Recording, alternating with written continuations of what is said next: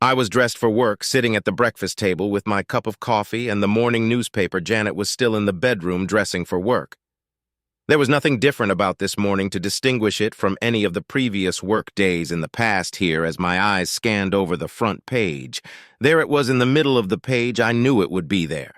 Carmine told me it would happen last night. Carmine never fails to do the things he said he would do. Man found murdered in his garage. The news article went on to say that a Robert Told son was found dead in his garage last evening. He had been beaten and then strangled with a garrote. The article said Robert Told son was an employee of the Callis Reilly Agency. Janet is also employed by the Callis Reilly Agency. The police have no suspects at this time. The investigation was just beginning. There was no reason to read any more of the newspaper. I folded it and placed it on the table where Janet always sits in the morning. A sweet, warm feeling washed over me as my mind sorted through all the factors that lead up to this morning. I was sipping my coffee as Janet came into the breakfast area. My God, was she beautiful. My wife of 5 years was more stunning today than she was 7 years ago when I first met her. There was no good morning, dear, from either of us, as she pulled out her chair and poured herself a cup of coffee from the hearth. It's hard to believe just how far our marriage had plummeted in the past year. Our eyes met for a brief second. A slight smile passed my lips as I acknowledged her arrival. She said nothing to me. It had been this way for the past 2 months after the major blowout we had about her increased working hours. She seemed to crawl into her shell and did not wish to come out. I guess her coldness bothered me more than anything else during our courtship in the early days of our marriage. Janet was such a warm, loving companion. I truly missed that closeness now. All of that was coming to an end. Janet picked up the paper in one hand, coffee cup in the other hand. Her eyes flashed across the headlines and started down the page as she took a sip of coffee. All of a sudden, she spewed the coffee from her mouth as her eyes seemed to bulge from their sockets. "Oh, God, no," she cried out as her eyes were transfixed on the article about Robert Told son's murder. I just sat there in silence. There was nothing I needed to say to her about the subject. Janet looked as if she were about to vomit as she quickly rose from her chair and ran to the bathroom. I took a deep breath, got up from my chair, and placed my coffee cup in the dishwasher with my briefcase in hand. I went out to the garage and got into my car. I didn't care to ask Janet if she were all right. It didn't matter anymore to me how she was feeling anymore. Let me do some introductions at this time. My name is John Canilla. All my friends call me JC. I'm 29 years old and a product of Sicilian ancestry in the Italian section of Pittsburgh, Pennsylvania. My youth was mostly spent getting in trouble along with a gang of other young Italian boys. We used to think of ourselves as the junior mafia.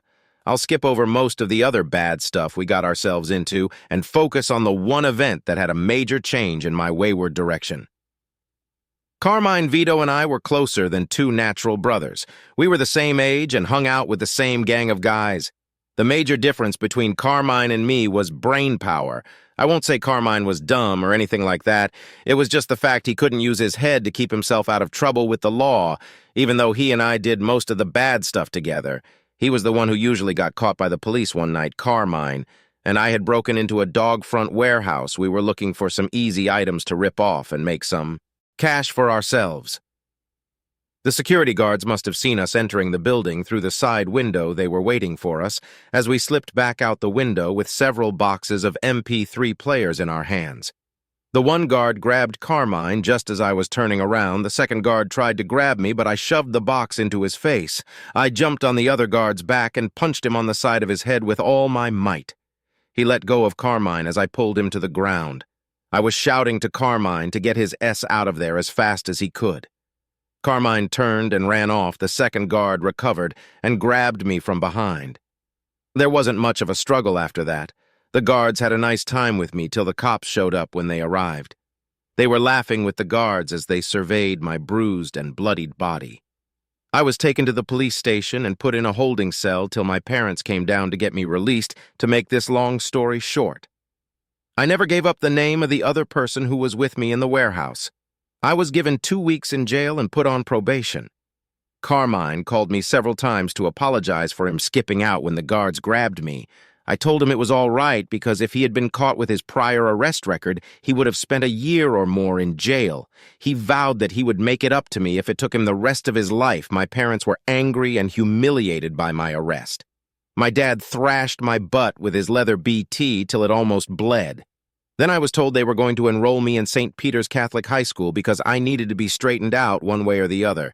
Needless to say, the nuns and the priests did a very good job in the discipline department. By my senior year, I had made a change in my lifestyle. One of the priests who became a mentor for me encouraged me to take a different path with my life, so I dropped out of the neighborhood gang and finally did well enough that year to get accepted to Penn State again. Cutting the long story short, I did well in college and graduated with a degree in human resources. It was easy to find a job with a good company upon graduation. For once, my parents were proud of me. Even though I dated a lot of women while I was in college, I wasn't ready for any long-term commitments. It was 3 years after graduating from college when I met Janet Ficano. She was the first female who made me think twice about ending my bachelorhood. We met at a seminar for HR representatives. After the seminar, I got her phone number and told her I would call her. She seemed quite pleased with that prospect. Janet was different than any of the other women I had dated. There seemed to be many signs to her personality. At times, Janet seemed like Chris Costner-Seor in the movie The Three Faces of Eve. The trait which I liked the least was Janet's stubborn personality. Whenever Janet took a mindset about a particular issue, there was no dissuading her from her belief, no matter how wrong that belief might be. Our courtship was an on-again, off-again affair. We never indulged in sexual relations during the first year of our dating. I found out that Janet had been abandoned as an infant. Her mother left her in a pew in the back of a church and walked out of her life. Her early years were spent in a home for orphan children and then in several foster homes as she became a teenager. I firmly believe it was this lack of having a mother to love and care for her caused most of Janet's personality problems. In spite of all her problems, Janet was the most loving and warm person I had ever known when she was with me during those first years. My parents were not strong supporters of Janet during our dating years. They always told me I would be sorry if I got too involved with her. I didn't listen to their good advice. Janet and I were married in a small ceremony at my local church.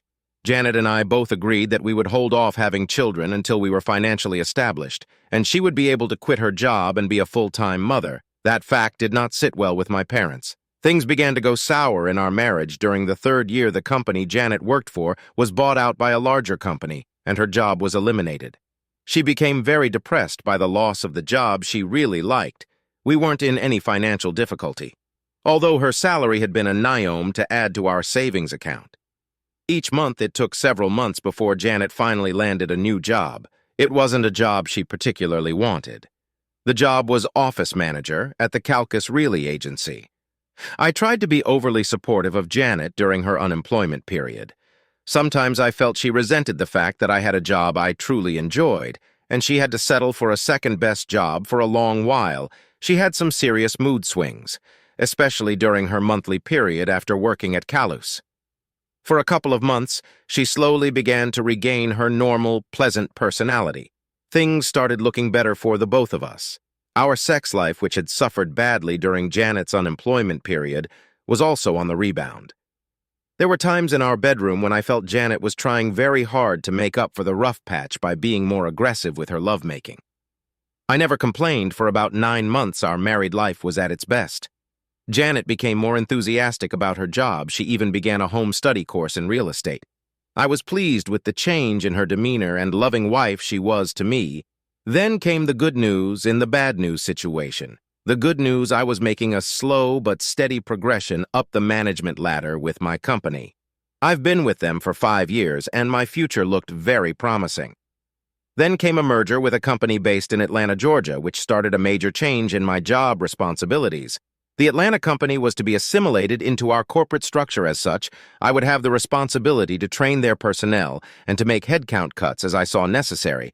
I was really pumped up with my new job responsibilities. The bad news: my new assignments would mean I would be traveling out of town more often, and for some longer periods away from home.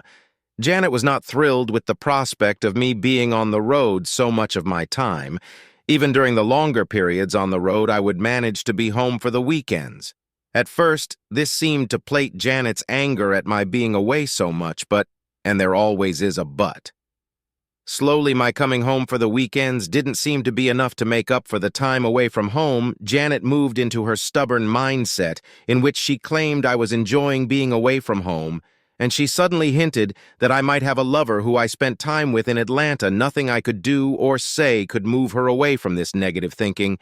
I would call her at work during the day, and every night when she was at home I sent flowers to her at work, and I sent her humorous cards over the internet. Her coolness toward me continued. It had taken the better part of 6 months to complete the staff training in Atlanta. My days as a road warrior were coming to an end. In addition, I was given a promotion at corporate headquarters. These were two things which I felt would cause a turnaround in Janet's attitude toward me. I was wrong, it seemed. As soon as I stopped traveling, Janet started working longer hours at the agency. I tried to question her about the reasons for her working hours. She gave me some sarcastic answer about it being her turn to work for a promotion. She even said that it was time for me to know how it felt to be alone in the evenings. Our sex life was running on empty. 2 weeks ago, Janet told me that she and several of the people at her agency would be away for the weekend attending a special introduction session with a developer who was beginning construction of high-rise condominiums near the riverfront. She said it was imperative for her to get in on the ground floor with this developer. There was no asking me if it would be all right for her to be gone the entire weekend. She was going to go, and that was the end of the discussion. Although I stopped running with the junior mafia when I was in high school, I did keep in touch with several of my closest friends, especially my buddy Carmine. I called him up and asked him if he wanted to see the Steelers versus Raiders game on Sunday. There wasn't any hesitation in his voice. We were going to the game. Carmine always knew how to get the best tickets to the Steelers games. I told him, Jan, it would be away on business on Saturday and Sunday. He then told me to plan to spend the weekend with him and the boys we could catch up on. All that was going on in the old neighborhood, the thought of a weekend away from home and wife sounded really great to me. I didn't bother to tell Janet of my plans. Friday morning had been another chilly event for us around the breakfast table. I briefly asked Janet if she had a phone number where I could reach her while she was gone. She very coolly told me not to bother to call her while she was gone, because she would be with some very influential people. Taking phone calls from her husband would make her feel like I was a father, checking up on his teenage daughter. I didn't press the matter any further. In the afternoon, Janet took her weekender luggage and headed off to the airport in Atlantic City. Carmine was really glad to see me. It had been over a year since the two of us had gotten together. It seems I was one of the few guys from the junior mafia who had been successful in getting out of the old neighborhood before spending any more time in jail.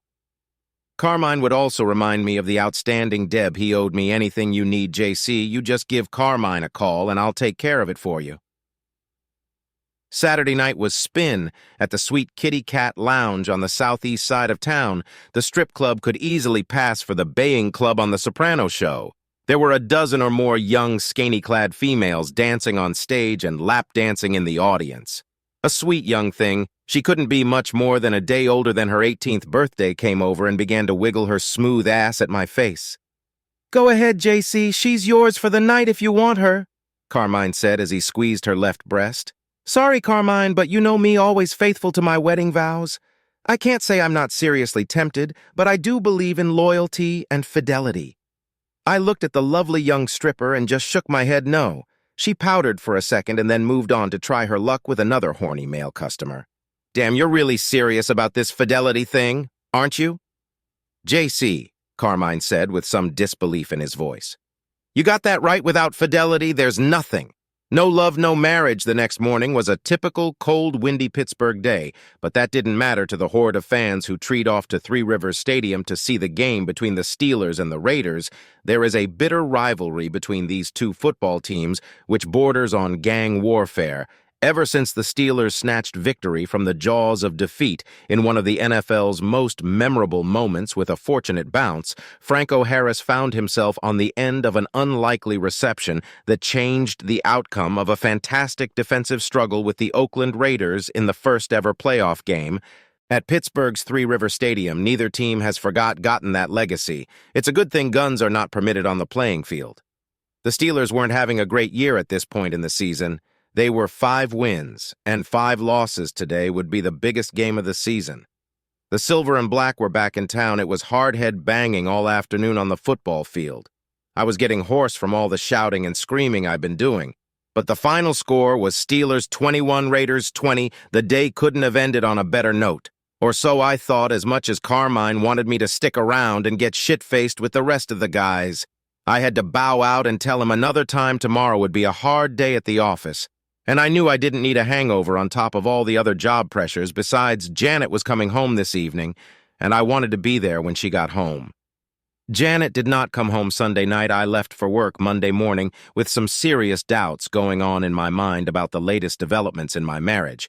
There had been a sense of impending doom whenever I thought deeply about the state of the relationship between Janet and myself. Sure, there were rough patches in all marriages, but maybe our marriage had decayed into something more than just a rough patch. The workday was as hectic as I thought it would be when I left home in the morning. Several high-level meetings and a harassment lawsuit brought against the company were high on my agenda. It wasn't until 5:30 when I had a chance to sit down and check my emails. There were a dozen emails from the staff, along with the latest information on the lawsuit. Near the end of the list of emails was one that seemed to jump off the screen. It was titled, "Who Was the Last One to Know?" As I opened the email expecting some humorous animated cartoon, I was suddenly faced with a photo of Janet and another man engaged in a passionate embrace. And a lip-locked kiss at the bottom of the photo was a text message, which simply said, "Want to know what happened after this? Click on the next link." A cold chill raised up my spine as I hesitated for a moment as I stared at the photo of Janet kissing another man. Then I clicked on the next link. The screen flashed up another photo. This time It and the man she was kissing were both nude and standing together in a motel room again. At the bottom of the photo was a text message which simply said, "Want to know what happened after this? Click on the next link." My hand was trembling. There was a tightness in my throat and chest as the nude image of my wife burned itself into my brain. There was a part of me that did not want to see the next photo. Still, I knew I had to click on the link. The next photo was the end of my marriage. Janet was on the bed on all fours with the same men in the other two photos. There was an expression of lust and ecstasy on Janet's. The only woman I had ever completely loved was nothing but a cheating adulteress. 304, I loved and trusted her with my whole heart. Now she was ripping that heart out of my chest. The text at the bottom of the photo simply said, "Dick provided by Robert. Told son my worst nightmare had just been shoved in my face." There was no doubt that Janet's coldness toward me over these past couple of months was more than just a wife being irate at her husband. Her coldness was akin to the rigor mortis setting into, to our dying marriage, what follows anger and rage for me. It was a calm resolve which I had not felt in a very long time. It was the resolve of revenge now settling into my mind. Infidelity and betrayal would not stand in my lifetime. There were two people who would pay deadly for the insult they knowingly heaped upon me. My first thoughts were about the person who sent the incriminating emails to me. There was no name or other indication where the emails were sent. From questions kept banging around in my head. Why would someone send this email to me? What would they hope to gain from exposing my wife's infidelity? Were they friends of mine or enemies of Janet? I would have to work out that problem later. I slipped a CD disc into my computer and made a copy of the email. Along with the 3 photos, then I deleted the email and followed that with a scrubber program which erases all evidence of the email from my hard drive. As I sat back in my swivel chair trying to make sense of Janet's betrayal of our marriage, the only explanation I could come up with was to blame it on Janet's multiple personalities. Yet if she wanted a divorce, I would have given it to her, and we both could have walked away from this train wreck of a marriage. But now my revenge would be swift and complete. I would take no prisoners nor give any mercy to either of them.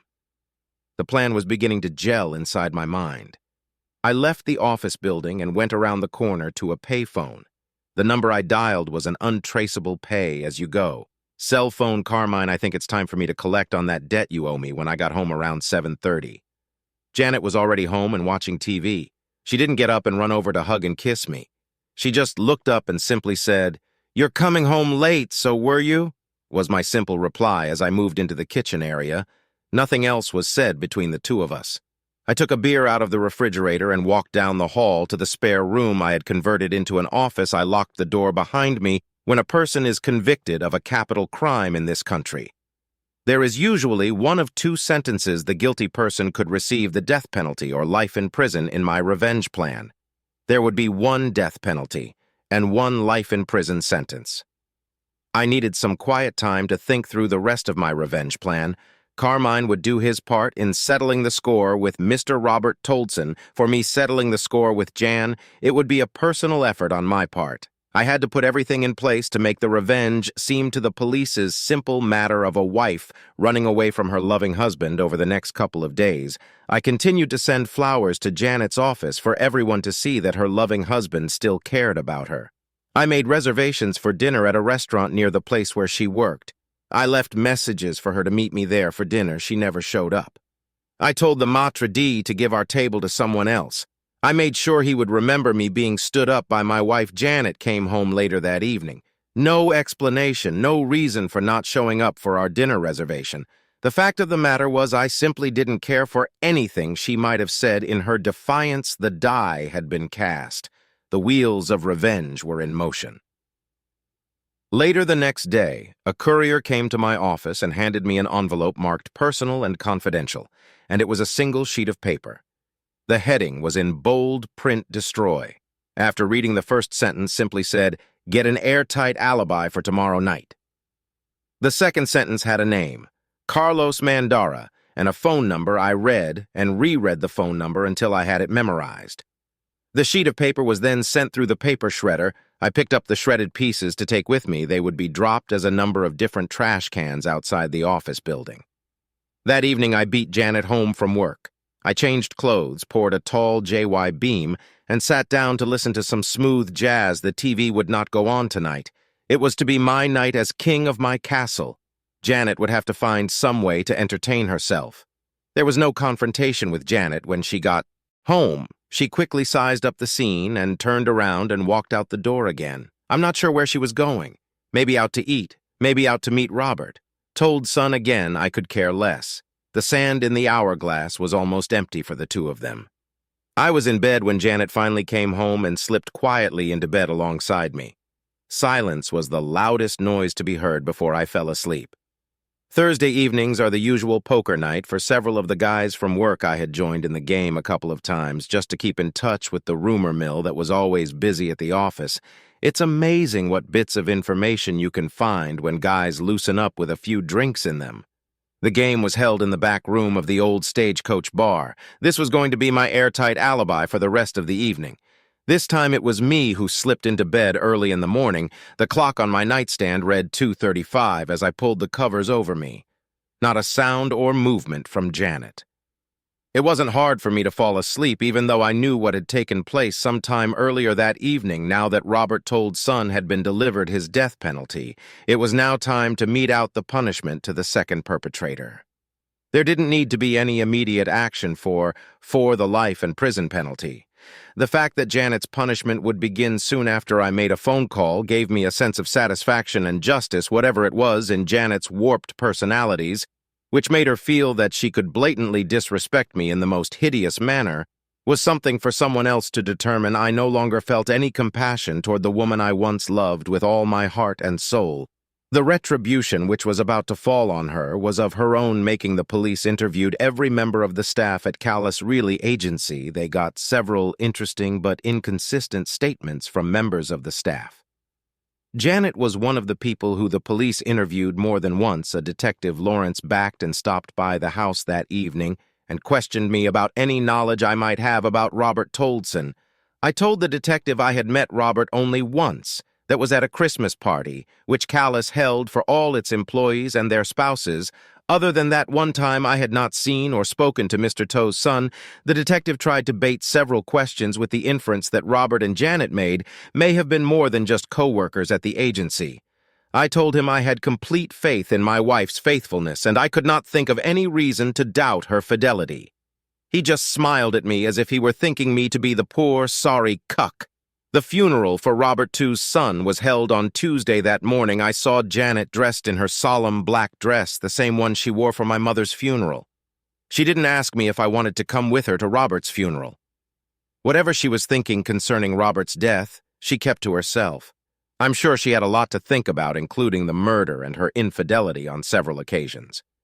During the next week, Janet seemed to want to start a serious discussion about our relationship. My cold shoulder toward her quickly brought her attempts to an immediate halt. I was beyond any form of reconciliation or kiss and makeup. I had my finger on the button. I could push it any time I chose to end the charade. 3 weeks after Robert's murder, the police investigation seemed to peter out. The police could find no new leads. Someone indicated there was the possibility Robert might have been murdered by a loan shark or a bookie. During those 3 weeks, Janet's mental state continued to deteriorate. She seemed to be more absent-minded, and confused little things seemed to frighten her.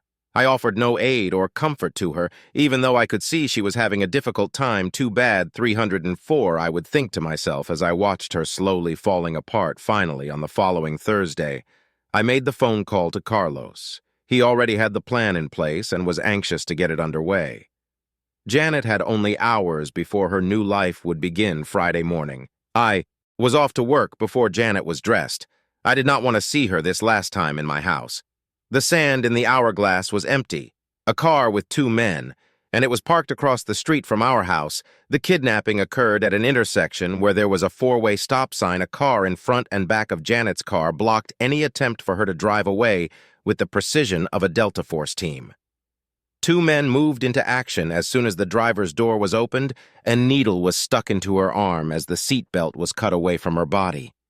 Janet was pushed into the passenger seat as one of the men got in behind the steering wheel. The 3 vehicles drove off quickly. The total elapsed time was less than 30 seconds. There were no witnesses at 11 o'clock that morning in a branch bank located on the east side of town. A woman dressed and made to look exactly like Janet walked into the bank and handed the teller a withdrawal slip for $25,000 from our joint account. The lady had a driver's license and passport as proof of identity. It took several minutes for the teller to get the withdrawal in the form of a cashier's check. A guard escorted the woman out to her car. He noted the license plate as the woman drove out of the parking lot. The line of passengers at the American Airlines ticket counter was not very long, as the Janet look-alike made her way to the smiling clerk behind the counter.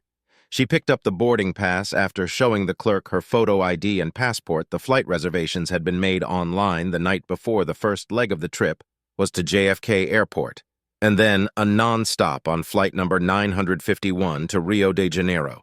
Her flight left Pittsburgh at 4:45 in the afternoon for JFK, New York.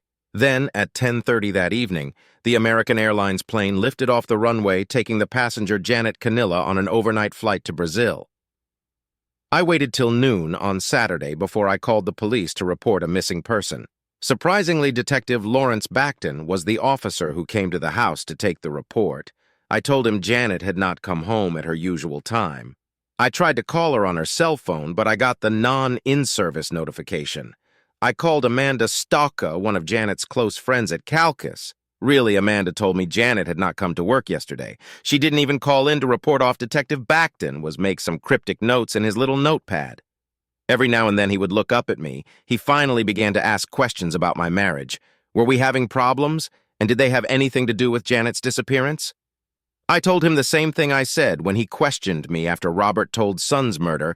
Our marriage was fine, and I could not think of any reason why Janet would voluntarily disappear. He then asked me if I had anything to do with foul play involving Janet again. I told him I loved my wife and I could not harm her. Lying to the police was an actor's trait which I developed at a very early age running with the junior mafia. It still worked well for me. It was 3 days later when Detective Beaton came to my office during business hours. He wanted to personally gauge the husband he was dealing with. After being ushered into my office, he sat down and gave me a tight lip smile. "Do you have any news concerning Janet's whereabouts?" I wore my distressed husband's face as I questioned him. "Yes and no, Mr. Canilla. We did some retracing of Janet's activities. After she left her house on Friday morning, several people claimed they saw her having coffee at the Denny's restaurant on Bennett Street around 10 o'clock on Friday morning. She then showed up at the Allegan National Bank around 11 o'clock. We have a video surveillance tape of her at a cashier's window making a $25,000 withdrawal out of your joint saving account." DT backed and stopped to assess the shocked expression on my face. My acting must have passed the test as I asked in shocked amazement, "Janet took $25,000 out of our savings account. That's not possible. She didn't tell me anything about her wanting to withdraw any money from our savings." The facts are pretty clear. The cashier made photocopies of Janet's driver's license and her passport before she made out the cashier's check. I'm sure that once you see the surveillance tape, you'll be able to identify the person at the cashier's window as your wife Shanae. Once again, DT backed and stopped to gauge my reactions to his disclosure. I still think there must be some mistake. Detective Janet and I talked about everything that's happening in our marriage. I'm sure she would have told me if she needed a large sum of money. My bewildered look backed up my words. As I stared back at the police detective, I knew the detective was holding on to the most devastating news till last. I had to prepare myself for another acting encore, the most disturbing news. Mr. Canilla, is the fact that your wife purchased airline tickets to New York and on to Rio de Janeiro.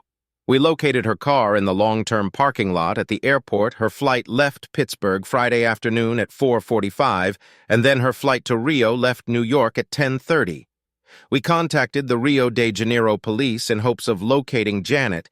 She seems to have vanished once she arrived in Rio DT. Backton was now staring hard at me, waiting for my reaction. No, this is craziness," I shouted at him. "Janet would never do anything like that. I know she loves me and I love her. Leaving the country is nonsense." "Lay it on, John," I was telling myself as I acted out the betrayed husband script for the detective. I began to cry right in front of the detective. There was silence in my office for a minute or so before the detective started talking again. "Do you think this has anything to do with the murder of Robert Told's son? What? How do you even dare to ask that question? My wife had nothing to do with that murder. You interviewed her yourself. She was never charged with anything connected with that case. We never charged your wife, Mr. Canilla, but she was high on our suspect list. Several other people we interviewed told us they suspected your wife and Mr. Told's son were lovers." His eyes seemed to be boring holes into my head.